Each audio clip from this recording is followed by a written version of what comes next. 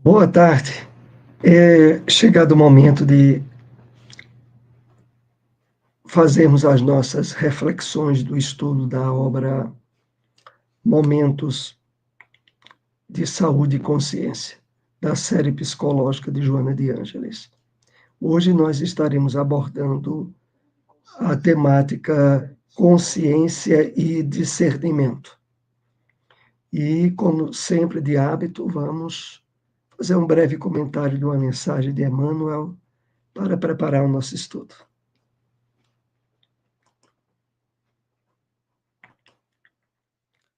É uma passagem do livro O Evangelho comentado por Emmanuel, As Cartas de Paulo, passagem da Carta aos Filipenses, capítulo 4, versículo 8. Pensar é criar. A realidade dessa criação pode não exteriorizar-se de súbito no campo dos efeitos transitórios, mas o objeto formado pelo poder mental vive no mundo íntimo, exigindo cuidados especiais para o esforço de continuidade ou extinção. Emmanuel aqui nos convida a reflexões muito importantes, porque na base de toda a criação, fomentada nas realizações do mundo material, a sua matriz, a sua base original está no pensamento. Pensar é criar. E com isso, nós somos chamados a dar uma atenção especial àquilo que compõe os nossos hábitos mentais, aquilo que é objeto de nossa imaginação, de nossas criações psíquicas e que, de um modo ou de outro, traduzem a utilização de energias e, portanto, de matéria, a energia mental, de cuja responsabilidade não podemos nos esquivar. A realidade dessa criação pode não exteriorizar-se de súbito, mas no campo dos efeitos transitórios. O campo dos efeitos transitórios tem uma abrangência muito grande, porque vai desde as questões puramente materiais, a influência que exercemos pelo pensamento, no pensamento dos outros e nas realizações que outros podem vir a fazer. Mas o objeto formado pelo poder mental vive no mundo íntimo. Mas ele exige cuidados especiais para o esforço de continuidade ou extinção. E nessa parte final dessa parte que separamos dessa mensagem de Emmanuel, há uma explicação importante. É que, quando Emmanuel lembra que a sustentação do pensamento vai se dar pelo esforço de continuidade ou extinção, deixa bem claro que nós podemos e devemos qualificar nossos hábitos mentais, substituir antigos condicionamentos associados a hábitos ou tendências viciosas, colocando em seu lugar novos condicionamentos, através da repetição, da continuidade desse novo material que passamos agora a cultivar com responsabilidade. Vamos então falar um pouco sobre consciência e discernimento. O primeiro ponto que separamos é esse. A mente pode tornar-se o céu ou o inferno de cada criatura, conforme o direcionamento que dê ao seu pensamento. O cultivo das ideias que se derivam das paixões induz a distúrbios que alienam e brutalizam, dificultando o predomínio do discernimento. Aqui é natural que a gente perceba uma conexão muito grande entre o teor psicológico das mensagens de Emmanuel e aqueles que são trazidos a nós pela psicologia de Joana de Ângeles. E, de fato, o conjunto de obras organizado pela Federação Espírita Brasileira, extraído das obras de Francisco Cândido Xavier, do Espírito Emmanuel, nos comentários bíblicos, as 7 obras, todas elas, têm no seu prefácio uma mensagem de Joana de Ângeles, através da mediunidade de Chico, justamente deixando evidenciado a conexão que há, e aqui nós percebemos, entre as mensagens de Emmanuel e os teores da série psicológica de Joana de Ângeles que estamos aqui abordando. Então, a mente pode tornar-se o céu ou o inferno de cada criatura. E Joana deixa bem clara, conforme o direcionamento que se dê ao seu pensamento. O pensamento, ele vai refletir o nível de céu ou de inferno que estamos cultivando dentro de nós mesmos. Quando nos entregamos às paixões desequilibradas, aos vícios e emoções de desequilíbrio, provocamos distúrbios que nos alienam e nos brutalizam. E o resultado, dificultando o predomínio do discernimento. Aqui já um ponto importante, o nosso tema é sobre consciência e discernimento. Discernimento tem a ver com a nossa capacidade de selecionar, de discriminar, de peneirar, de estar atento aos conteúdos psíquicos que são trabalhados e alimentados por nós. Então, o envolvimento nosso nos desequilíbrios de ordem emocional, nos vícios de comportamento, dificultam, problematizam o uso correto do discernimento por parte do nosso espírito. O discernimento resulta do exercício da arte de pensar, que deve crescer de forma adequada, favorecendo o homem com a percepção do ser e do não ser, do correto e do errado, do justo e do abominável. Então, reflitamos aqui um pouco mais. O discernimento resulta do exercício da arte de pensar, que deve crescer de forma adequada. É preciso que, à medida em que nós ampliamos o nosso entendimento sobre a realidade da vida espiritual, sobre a realidade da nossa essência, que é o espírito, nós recebemos com isso um incremento imenso para um trabalho paulatino e contínuo de ressignificação dos valores mortos que trazemos do passado. Dizemos valores mortos porque eles estão associados aos vícios, aos desequilíbrios, à inconsciência que predominava em nossas passadas experiências encarnatórias.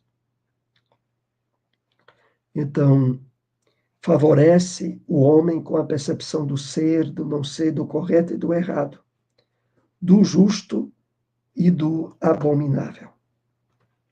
Eleger o tipo de pensamento a cultivar constitui passo de alta importância para que o discernimento manifeste a consciência na eleição dos códigos de comportamento que se incorporarão à existência. Então, escolher com qualidade o tipo de pensamento que habitualmente estamos produzindo e estabelecendo sintonia na nossa mente, é o passo da mais alta importância para que o discernimento manifeste a consciência, na acepção dos códigos de comportamento. Joana está nos dizendo aqui que, de fato, quanto melhor o cultivo, o cuidado da escolha dos pensamentos, geradores de emoções boas, mais condições nós teremos de ampliar e qualificar as nossas opções, aquilo que elegemos e que caracteriza o discernimento. Ora, a pessoa, quando está embotada por emoções pesadas, como a raiva, o ódio, ela perde o discernimento. Ela age de forma impulsiva e totalmente desequilibrada, aonde a razão vai embora, para mais adiante surgirem as questões associadas ao sentimento de culpa ou ao remorso. Vítima dos impulsos da sua natureza animal, deixam-se arrastar pelas tendências e instintos, até o momento compulsório em que lhe luz a razão, propelindo-os ao exame dos acontecimentos e da conduta. Era isso que estávamos dizendo há pouco. Ao não termos o trabalho adequado da qualificação dos pensamentos para gerar condicionamentos e hábitos novos, nós nos deixamos levar pelos impulsos de natureza animal. E o resultado é drástico. O resultado é aquilo que mais temos visto na grande maioria da humanidade, que ainda não se percebeu como espírito e que age como se a vida estivesse no corpo e dão ampla vazão às emoções e sentimentos de natureza pesada, animalesca, geradora não poucas vezes de crimes, de tragédias. Outros que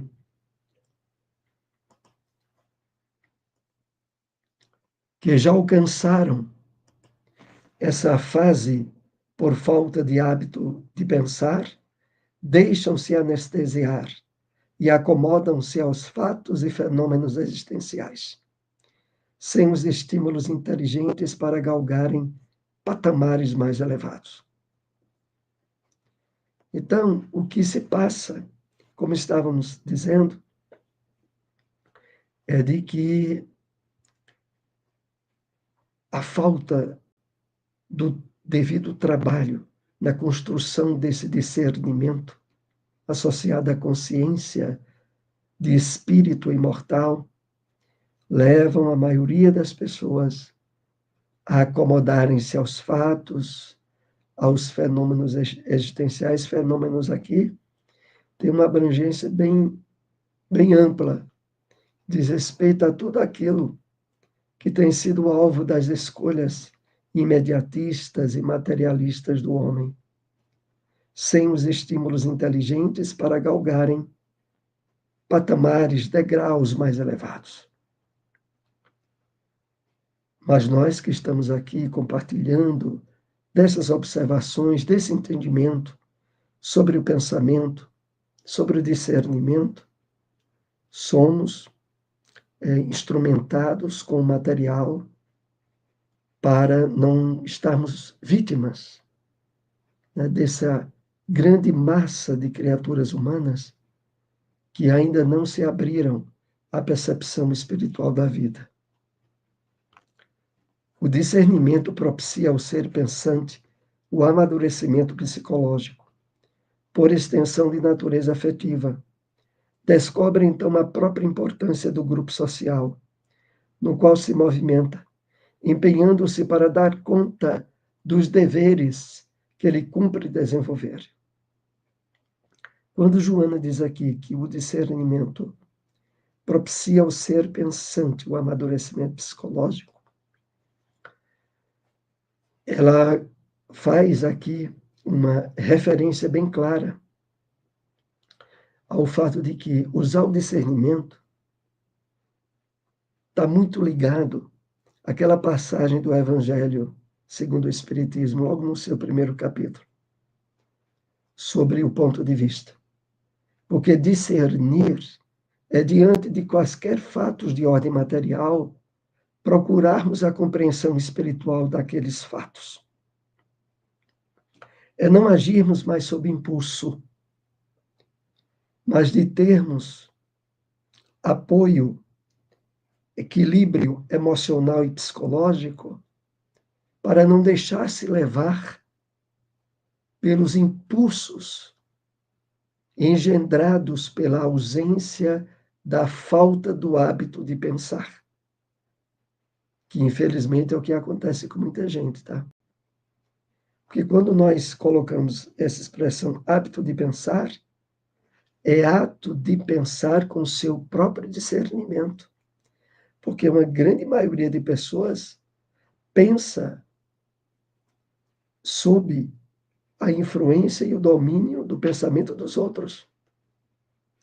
Grande parte da humanidade é como diz aquela expressão popular, Maria vai com as outras. É aquela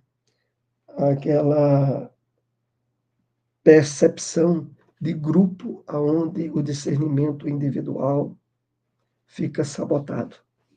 E a pessoa acha que está fazendo o que quer, quando na verdade está agindo sob o impulso e o impacto das influências da mídia, dos amigos, do pensamento dos outros. Alarga-se-lhe o horizonte da compreensão humana, e o amor, abrangente por tudo e todos, assoma-lhe e predomina nos seus sentimentos, propiciando-lhe a consciência existencial, responsável pela conduta saudável, promotora da felicidade. Então, à medida em que nós vamos trabalhando melhor o discernimento, alarga-se o horizonte da compreensão humana. E o amor abrangente por tudo e todos assoma-lhe e predomina nos seus sentimentos, propiciando-lhe a consciência existencial responsável pela conduta saudável. Como nós vamos vendo, o resultado é que nós passamos a estar mais habilitados ao correto uso da liberdade, do livre-arbítrio, das escolhas que de fato nos identificam. E, portanto, é um trabalho profundo do despertar do self, né, do id, do eu profundo, como Joana coloca muitas vezes nos seus textos da série psicológica. Essa consciência que discerne faculta a intuição da transcendência da vida, ampliando as possibilidades de desenvolvimento intelecto-moral que se direciona ao infinito da perfeição relativa. Que maravilha, né? À medida em que nós vamos trabalhando o discernimento, que está muito associado, como dissemos, à consciência profunda, abre portas à intuição mais presente, mais ativa, da transcendência da vida, ampliando as possibilidades de desenvolvimento intelecto-moral. Nós nos tornamos mais atentos, melhor percebendo ideias, sugestões, né, subsídios que nos vêm do mundo espiritual dos espíritos benfeitores, para nos ajudar e que antes não percebíamos por falta do trabalho adequado, do legítimo discernimento, que aqui estamos fazendo essas observações. Então, é isso.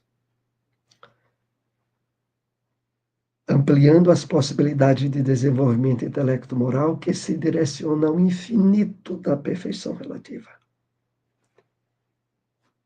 Que maravilha, né? Nós podemos e devemos estar trabalhando as conexões neuronais novas, associada à percepção espiritual da vida, ao correto e adequado uso do discernimento, e com isso nos possibilitando melhores escolhas, decisões equilibradas, percepção de interação com os espíritos do bem. Desse modo, a conquista do discernimento e da consciência brinda a criatura humana com a plenitude que espera e tem sido decantada pelos mártires e apóstolos, pelos santos e sábios de todos os tempos, de todas as culturas e de todas as épocas. Então, esse é o último tópico que nós vamos aqui refletir desse estudo de Joana. Então, a conquista do discernimento, aonde pode nos levar? Brinda mais adiante a criatura humana com a plenitude, que espera e tem sido decantada pelos mártires. Essa plenitude que Joana aqui se refere é aquele estado de iluminação, de samadhi, na cultura oriental, de êxtase interior, de conexão profunda com Deus, com a vida, e que tem sido decantada pelos mártires, apóstolos, santos e sábios de todos os tempos e de todas as culturas. Então, comecemos um trabalho agora persistente de qualificação do nosso discernimento, desse trabalho de seleção, de discriminar, de selecionar, de buscar um entendimento espiritual dos fatos e da vida, e que, desse modo, estaremos nos candidatando a estados e níveis de paz interior, de equilíbrio profundo, de integração com a espiritualidade maior. Assim, nós agradecemos a todos que nos acompanharam. Se possível, compartilhem nas redes sociais esses estudos.